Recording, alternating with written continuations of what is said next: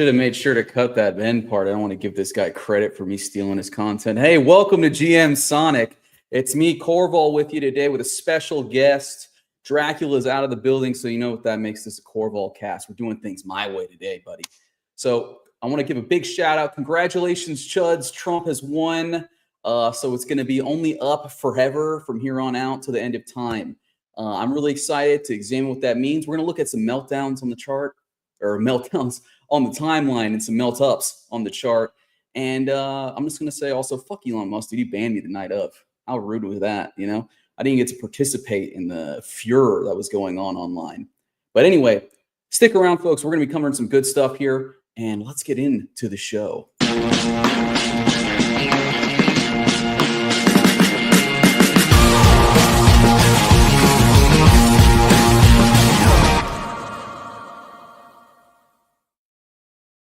Hello, Andy. Andy from Haha. That's my special guest today. How are you today? I'm doing lovely. Thank you so much for having me here.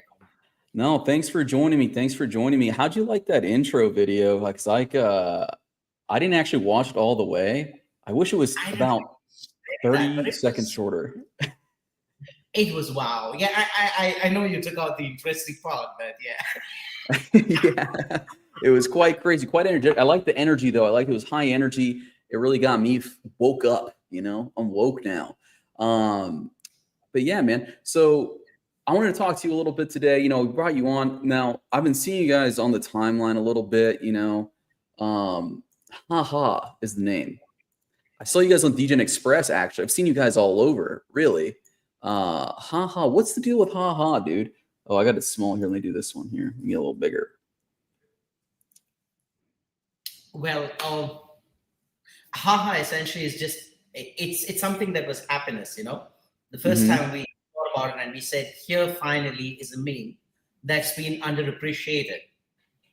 Because Haha is not just, it's not just an expression of happiness. It's something that when somebody says Haha, we've been saying Haha all the time, you know. And even if you go back to Thailand, you've got the number 5, ha. So when you say ha ha ha in Thailand, you type 555.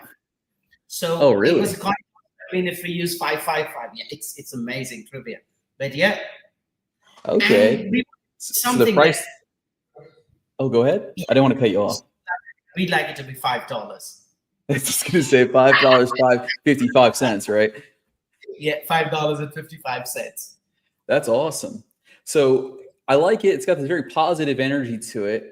So you know, you guys were on DGen Express, you know, kind of capitalizing on the movement here, right? There's a lot of energy, a lot of attention on DGen Express. But when you guys reached out to me, you were telling me about, you know, something called meme coin farming. You're going to be farming meme coins with Haha? Yeah, actually, I believe we're the Not first just the meme people. coin? We're the first people to have it. And I think a lot of credit actually would go to Hero.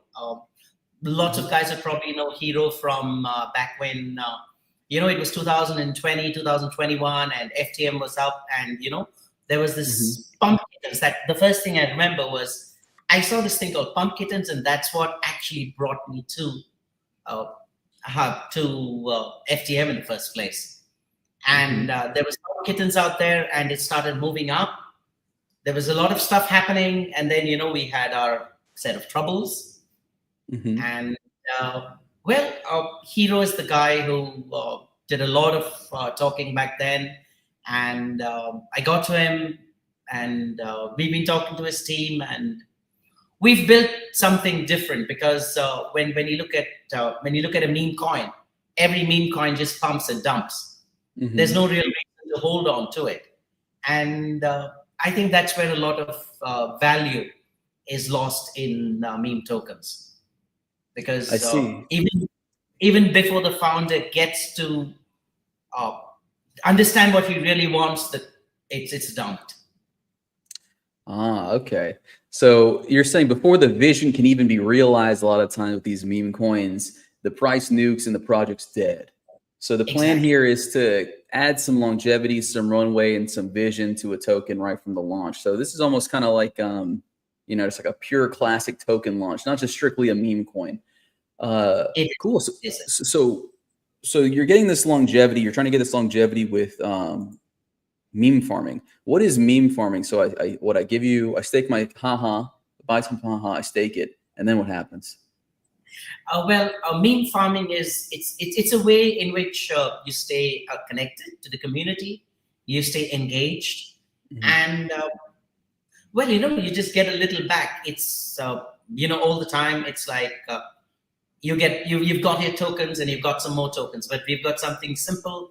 You just go on to Spooky and you add your liquidity there, and once you add liquidity, you come back and you just stake it with the farm, and you make. So what happens is we know that those tokens are locked, and because you know that, then you're vested. As in you're vested in the idea. So I know that you're not going to move away. Now, if you look at the token, the reason why our token, I like our token more than a lot of others is because, yes, it's my token. But Classic. Otherwise, it's staying there. It's steady, and I think after the farming, we'll see some more traction. Yeah, I mean, looking at you guys on DGen Express, you're pretty volatile as a meme token is, but you guys kind of find a little bit of stability here. Someone's saying an accumulation phase. So yeah, I'm interested to see what you guys do with it. Very cool stuff. Anything you want people to know about it right now? Like they can participate in staking and farming right now, or? Right now our APR is very good, and we're actually we're expanding this further. So it's not just haha. Now, if you look at about Eco, right? Eco is this. It's this very nice project, and everybody knows Eco with the block ecologist, right? Yeah, we had him on the show. He's of course he did. So he's got this. His idea is lovely. As in, he's got this farm. He's got everything set up, and what we're doing is we're helping him develop his community as well. So we've got farming for Eco on haha. So what you have to do is the user goes to Spooky. He adds the LP to Eco FTM pool there, and this time he comes to the Eco farm page on haha and stakes here. So as usual, he adjusts the rewards, and now Eco gets more liquidity, hopefully more buys, and helps the project, helps the community, and we all at FTM are much happier, Yeah, I love it, dude. It's kind of giving back to the system. Oh, whoa, didn't mean to put that up. Yeah, it's giving back to the system. So you guys are kind of integrating with other meme coins in the system and kind of getting this loop going, right? I like it, dude. Yeah. I like it. See, because FTM is a community-driven platform. FTM was built for a community. It's built around community. And, this is our way of giving back to the FTM community. It's there. The farm, anybody with a meme coin, anybody with a meme token can come to us, and, we help them get started on farming. Right on. Cool. So I like that, dude. I hope you guys get some success here. You got any other teams you're partnering with besides Eco at this point? We've just started, as in, we're a relatively new project. And the best part is there's no fee. We don't take no fee, no nothing. So it's absolutely free. It's out there. So you've got a token out there. You come to us. You've got people like Familio. You've got Genie, and these guys can come up, and we're talking to them. So hopefully we'll have a lot of traction very soon. Cool. Yeah, I mean, hopefully you guys do. I'm sure you guys will. Let's see. I mean, you got a meme coin, you got a token, you're in the Phantom community. Reach out to Andy here at haha on X and see if you can work something out. I think it'd be quite positive. Now, speaking of positive, I want to talk a little bit about something particular to my interests, if that's cool with you, Andy. I think it's particular to kind of everyone's interest at the moment. I mean, it was the biggest moment on, the internet in a while. Okay. It meant a lot for us. Let me try. I got a new format I want to try for this, for sharing stuff. Let's see if it looks cool. Okay, let's do it this way, like that. Yeah, I got okay. So night of the election, Andy, do you care too much about the U.S. presidential election? I don't know where you're based out of, but I hear it matters to a lot of people. It does. It does. Wherever I want to travel in the world, I got to change it to the dollar. So I'm very worried about. If only I was capitalizing off that volume. Now, the night of the election, I personally was suspended because I was speaking too truthfully, and Elon Musk didn't like that. I was saying that Kamala was a smoke show and she could totally get it. She deserves the presidency for that very reason alone. Now, I understand the arguments for Trump as well, but let's go through here and let's see what was happening on election night and post-election night off of some select posts here. Now, this was my idea. This was my feeling on the matter. This is why I was so butthurt about being suspended. Everyone was saying they're planning to avoid the internet because they didn't want to have their brains melt out their ears, seeing all the baffling, stupid leak takes that people were making. But I want to see those. That's what I need. An interesting one I liked was Kamala ain't talking about none. And I think this really summarized it. I think this might have clinched the election for her. This is kind of how a lot of people were feeling. I don't know if you Whoa Wiki is, but she's really a cultural leader here in the United States. And if you remember the poly market trends saying that there was a widespread, an interesting moment here was, if you did buy Kamala, you're poor now, right? It seemed like a good value, but at the time, I think I talked to people about it. It'd be a good idea to buy a little Kamala just on the case she wins, because she was hovering around like 40% chance. But it looks like Polymarket's prediction market was a lot more accurate than a lot of pollsters. Did you see that, Andy? Yeah, I did. Yeah, apparently the reason why is the guy who made those huge bets on the Trump side. I don't know if you know the story. The Trump side was heavily weighted. It was a French guy. Yeah, he won because he did his own polling. He paid for his own polling to be done using a different technique than American pollsters were using. It's called the neighbor polling technique, where you ask someone, what does your neighbor think, right? Who do you think your neighbor is going to vote for? So he asked a bunch of people this, and when he got his results back, it was like it matched almost like 1-to-1 with how the district votes went for the presidency. So he knocked it out of the park, dude. He made like 8 figures off of that, dude. It was crazy. I believe he put in about 45 and took home 87 million. Oh my God. Okay. That's still crazy, dude. That's still a crazy amount of money. Amazing. Yeah. So this has been kind of the vibe, dude. We've been seeing a lot of negativity. We've been seeing people saying we're going to die. We've been saying that Trump only beats women. I mean, literally true in presidential elections, but I think there's a little implication there. The guy's good for business.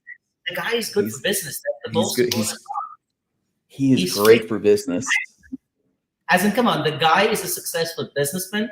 The guy knows how business is run, and he will run the country like a business. So yeah, there are going to be a couple of people who, they don't like it.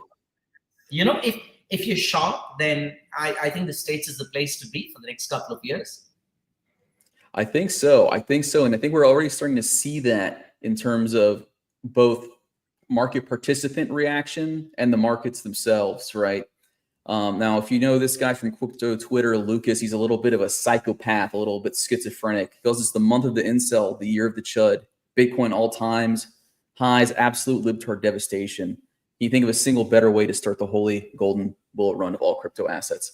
Now, I think this pretty much nails it right on the head, Andy, because let's switch tracks here again just slightly.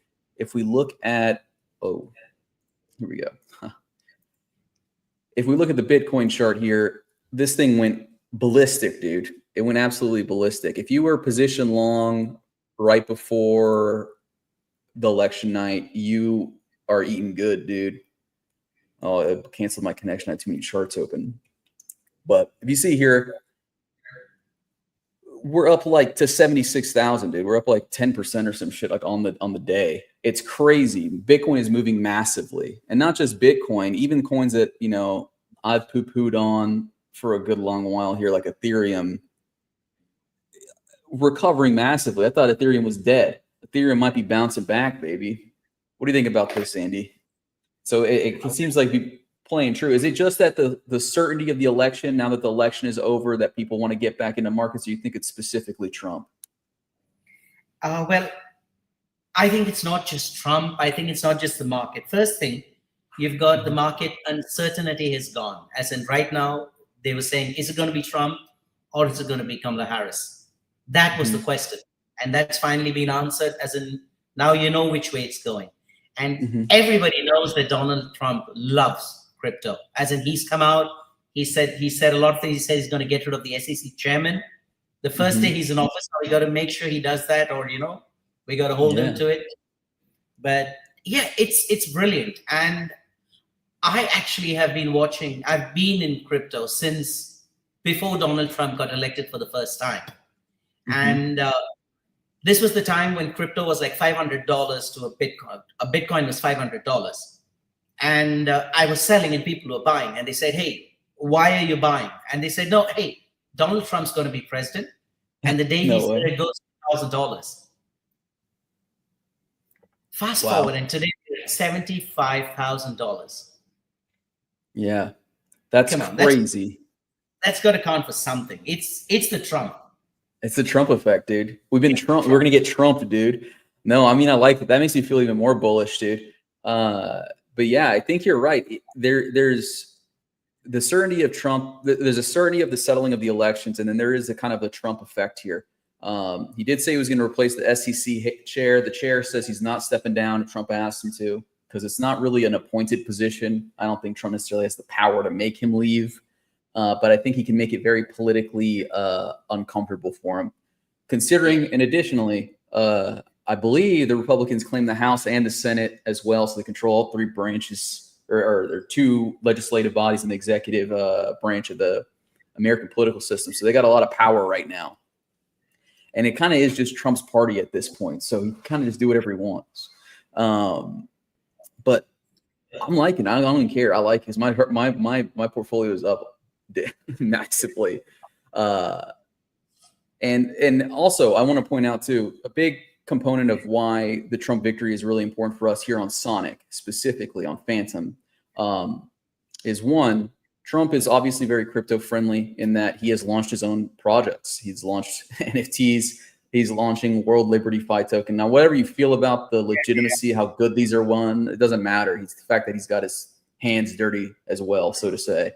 But a big part of that is when I see World Liberty Finance token or whatever, and it's just like an Aave clone, to me, that's saying DeFi awareness. It's a little signaling for DeFi, which I think one of the things that's been really a drag on DeFi for a good while is the legality in the States, right?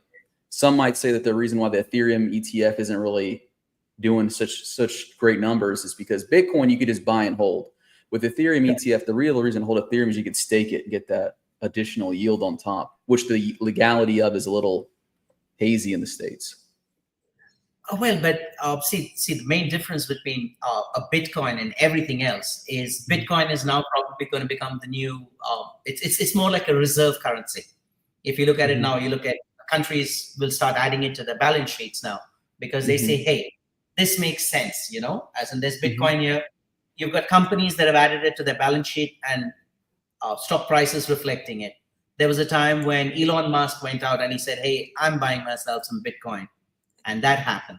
So as this goes on, as things change, so Bitcoin moves more into the store of value. But if you go back to, I love Bitcoin. So if you go back to Satoshi Nakamoto's original description, he wanted it to be a way to pay. But, we went on there and we reached the stage where it costs too much and it takes too long. Yeah. And you look at and then you say Sonic, the guy says, hey, we're gonna now finish it. It's irreversible in less than a second. So I think we see FTM, Sonic, these will go on to overtake the Ethereums. Yeah, I can totally see that happening. Hopefully we see it happening sooner rather than later, just for my own personal benefit. But I think we have the fuel there, Andy. I think we have the fuel there and it's starting to pick up. Another chart I want to show here, even though, I'm not the chart genius, I do have something kind of interesting here, which is the, Bitcoin dominance, very classic chart to pull up. So while Bitcoin has been skyrocketing, the key thing here is the dominance has been falling a little bit, which, similar to your point. Yeah, it's signaling that alts are gaining ground objectively, which is, we are in alts, dude. if you're over here watching this show, you're in alts. So you should be pretty happy. This is a really nice trend to see happening because the whole market is growing. Now, finally, let's pull up our chart here. Let's pull up our Homer chart here, the Phantom USDT chart. Now, if you're a filthy leverage degen like me, this makes you smile so big, dude, because you were betting on the election and it's just been straight up, baby. But yeah, this is great news for us leading up, especially into Sonic here, right? The Phantom presale seems to be doing, the Sonic presale seems to be doing pretty well. What do you think, Andy? Oh, it should. See, it's got a future. As in, the main thing that runs it, it's the community driven, and we've been here, and we're still here. We're rooting for Phantom, and we know Sonic is going through the roof. So yeah. And especially, if Trump really removes all income taxes, like he said, dude, this will just be, goddamn, dude, we're gonna be hitting the golden era, baby. Now, see, maybe he may give you a tax holiday or something, but eventually he's gonna say income is income. But come on, how is he gonna know if you really have it in the first place? Yeah, that's true. I'm kind of worried about that, dude. I'm kind of worried about it. What if this bull market just hits me with a big fat tax bill, Andy? I'll hate that, dude. I don't know how I'll be able to survive. You could move and stay in Dubai. You could move to the Emirates. Okay, yeah, I'll do that. Yeah, I'll do that. I just want to get hit with that big exit tax. You know what I'm saying? Hopefully, he gets rid of that thing too. You get taxed on worldwide income, no matter where you live. Yeah. There's a lot of benefits being an American citizen, but there is just this inescapable element where you are still just a serf to the American government, no matter where you are. You got to run it back to them anywhere you are in the world. Says the man who proudly displays the American flag in the background. Look, I love my country. Hate the government, though. That's the most American thing you can do. But yeah, I think, I think it's quite bullish all around the world, dude. I think I got hope, dude. I got hope. I feel like Obama's president, dude. I got hope for change now. You know what I'm saying? Kidding, just like the slogan. But now America will really be great again. Yeah, finally, dude.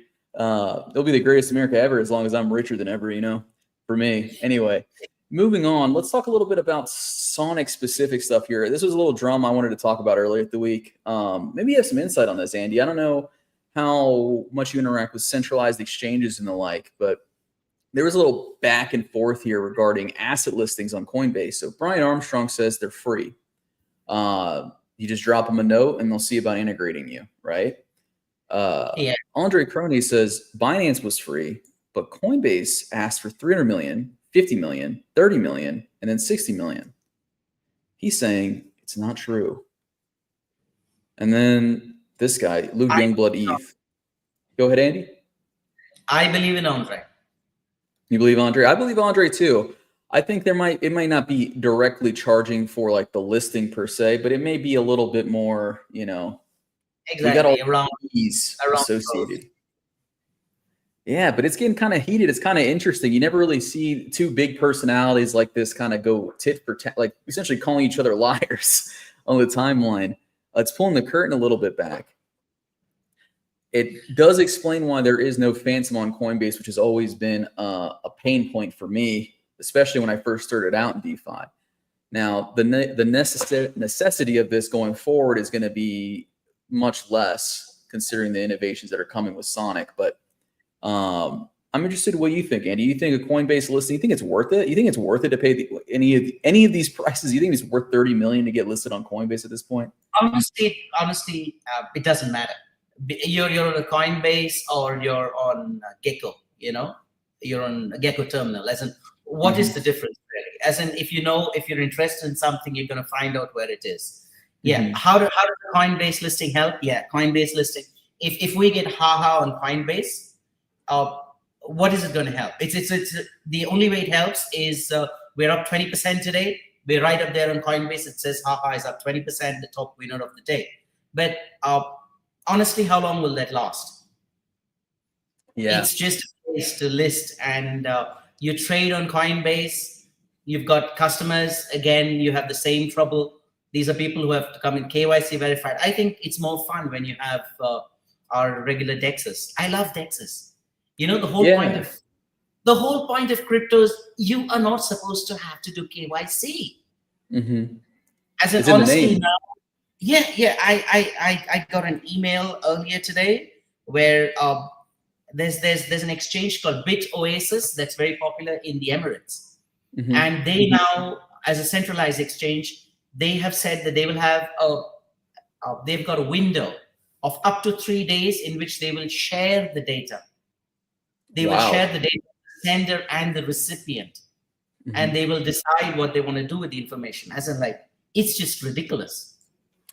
Yeah, that is real ridiculous. You know, I mean, I don't know too much about banking law, but I feel like that there isn't.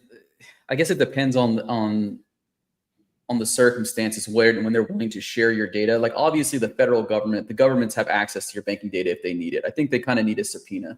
But in the Emirates, it seems like it'd be a much quicker process if they just want to access it. That window just being open is kind of wild, though. Hey, the whole problem with KYC, the entire problem with KYC, and when you talk about banking, right now it's okay. We talk about banking. If you go back to probably places like India and Thailand, and you know, Southeast Asia, do you know there's actually a premium on cryptocurrencies there? The premium is actually the probably the theft premium or the difficulty in converting your currency. But those Interesting. places, when we talk about KYC, it's crazy. As in, the Really? exchange refuse to send your coins, or they can limit how much you send. Centralized exchanges now. I'm actually Pattaya guy, as in if you look at haha at the bottom, it says it's a Pattaya Yeah. guy. Now Pattaya guy, actually I'm Pattaya guy, and we've been in You're the business. Pattaya guy. Pattaya, Thailand, right? Yeah. So as in, if you look at us back in local Bitcoins, we've done more than like about $10 million worth of trading. And we're still on Paxful, as in we are one of the few guys who you can actually trade with, and you know, will give you funds. Now the problem is these days when somebody sends money into your account, you send them your crypto, and somebody sends money into your account, there's a very good chance that 3 days later the bank says, "Hey, that money is fraudulent. That money is fraudulent." Oh. So when you move from crypto into fiat, and when you move from fiat into crypto, moving from fiat into crypto is wonderful, is very easy. But moving from when you get fiat, you don't even know if the money is somebody can tomorrow come and claim that it's not yours. Somebody filched it. That's brutal. So it opens like the door for that classic check fraud, just using crypto very easily, where you know I send you money and then say like, no, it's not actually yours. That's crazy. Yes. I didn't know that was happening over there, dude, in Southeast Asia. That's wild. So the KYC is that much worse over there?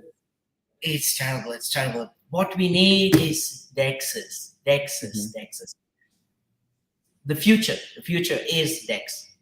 Because the beauty of the DEX is that it's small transactions, loads and loads of them.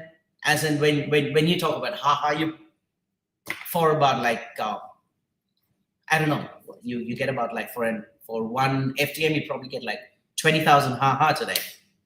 That's like a lot. So you put in $500 and you say, hey, I got millions in the bank. But how long is it going to take you to get $1 million in your account? It's like never. The DEX gives you happiness, you know, satisfaction. You know, you put in a couple of dollars and you get $1 million, and then you sell it, and then you know it goes for a couple of dollars more. It's clean, it's nice. Yeah, I do agree that the DEX experience is quite nice. Still has some kinks to work out, I think, in terms of liquidity, especially for those high value transactions. This through more niche assets. But I think we made a lot of progress in the last 3-4 years since I got into crypto, where things are a lot easier, a lot smoother, a lot more professional. But the KYC thing, I think, is always going to be with us in one way or another, Andy. I don't know if we'll ever be able to get rid of that, just because of the one clear thing that seems to me that governments around the world are kind of united on is truly anonymous financial transactions. They're not cool with how they approach Tornado Cash. You know, I don't know if we're ever going to get that. Yeah, I know the governments are clamping down on everything. As in, liberty is just it's just a misnomer now. Yeah. Yeah, well, I mean, the prize is just too great, right? If I can control financial rails, I can control a lot of things, and we've known that for a good long time. So, I don't know, Andy. Do you feel, since you've been in crypto for a good while, do you feel like that whole you know, cyberpunk aesthetic of crypto is dead? Like, it seems to me that a lot of people don't really care about that anymore. Really, like true anonymity. I'm controlling everything with all my programs and code and shit. They kind of just want up only. That's all they want. Yeah, By any means necessary. Yeah, that's the problem. So all these exchanges, they, instead of actually saying no, we will not. You know, we don't want to agree with the governments. They're agreeing with all the governments everywhere. So, you know, just so that they can continue to stay in business. So that true. So it'll probably work only, and that is a hole that probably a DEX can fill in. Actually, we were working with Hero on setting up something along those lines. Maybe we'll come up with it one of these days. Okay. Something anonymous. You know, you come and you change whatever it is that, you know. Because the whole point of having crypto is, you know, when you send it, you send it. There is no comeback. You know, as in, you have so many stories of people who've lost access to their wallets, and, you know, people who've I don't know, you lose your money talking to somebody in the internet, but, you know, that happens to anybody. Yeah. So yeah, the scamming will never end. There is kind of the, you know, there is some kind of niceness to, though, like, you know, I've had like my credit card number leaked or whatever before. I'm sure this happened to a lot of people. But when you call your bank, they'll just immediately be like, "Oh, okay, we'll just wipe that shit. Don't worry about it, dude." Yeah, there's no way you were in New York. You weren't in New York buying that shit. We'll just give you the money back.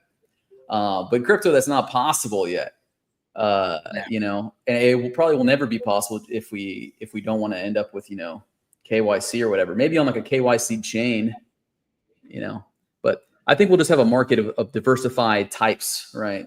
We'll have the purely decentralized guys, Andy. Then we're going to have the super centralized guys. Hopefully, we can coexist peacefully. Maybe I'm too naive. In 2020, when Bitcoin went to 20,000 for the first time, I sold my Bitcoin and went into, just for privacy, I went into Monero. I paid about $468 a Monero then, and I finally sold at about 150. Oh my God, dude. And Monero was actually, that's like the true cryptocurrency. But it doesn't have a future. It doesn't have a future because there is, people aren't using it. And the most important thing is use. As long as people are using it, when you talk about volumes, when you talk about transactions, the problem is there has to be final end case use for the currency that you have. You know, as in, it has to be more than just, you know, you can use Phantom to buy haha. There has to be more. I should be able to walk into the shop and pay using Phantom. You know, I want to go down and buy a gallon of milk. And I say, here, do you accept Phantom? No. Okay, what will you accept? Okay. He says, okay, I only like Solano. I say, okay, I don't like Solano. I go to the next shop and I buy this. It's just that simple because, okay, it's not that I don't like Solano. I love Solano. I love everybody. If there are any Solano guys who are watching this, don't feel bad. But, you know, I just feel Phantom is underappreciated. Yeah, I agree. But I think with, you know, the Sonic upgrade, if with how fast the bridging will be through the gateway and just the speed of the network in general, I think it can enable some sort of payment systems that would be quite interesting. Like, say if you only want Solana or whatever, the store only takes Solana, we could just do all the swaps on the back end and give them Solana out of your Phantom balance, right? It's possible. Yeah, that's always possible. But and then we get some fees along the way. Talk to each other, you got to go to the centralized exchange. Oh yeah. Well, we'll see. in the Solana. We'll see. Maybe the Phantom Bank will replace it. Remember that? I've heard rumors about that thing. I haven't heard about it since. That's a problem. The Phantom Bank is Phantom. Yeah, very true. Well, Andy, it's been great having you on, but I kind of want to start wrapping this up here. We're getting close to 10 a.m. Well, 10 a.m. my time, 11 a.m. Eastern time. But of course, I really want to thank you for coming on. I want to remind everyone, check out Haha. It's a community token. You can farm some meme tokens on that bad boy. Let me throw it back up on the screen here. There we go. Haha. I'm liking the vibe. Very crazy, psychotic. I've seen you guys on Twitter around. I'm sure everyone has. You guys have been very active, pretty active community. And yeah, so anything you want people to take, anything specific you want people to do, join the Telegram, Discord, anything like that? What's the highest value thing they can do for Haha right now?